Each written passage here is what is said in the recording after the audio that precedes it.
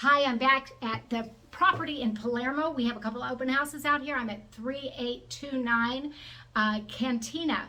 It's Catania, I believe. Don't quote me on that, but it's in Palermo. You'll find it. Just drive around. It's a small neighborhood.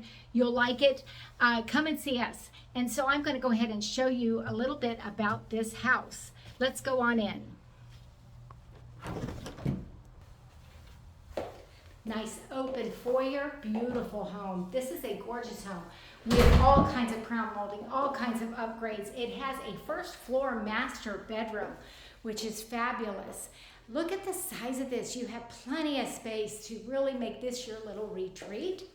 And we're going to take a look at the master here. Look at that big garden tub, his and her sinks. And a beautiful shower. Look at that shower. And you have this huge walk-in closet. You can't beat this. Look at this. Oh my goodness. This has all the built-ins you need to stay organized. So great. Hope I don't make you sick doing that. It is a great bathroom. Boy. And of course your water closet. So big tall doors, lots of open space. Come and see it.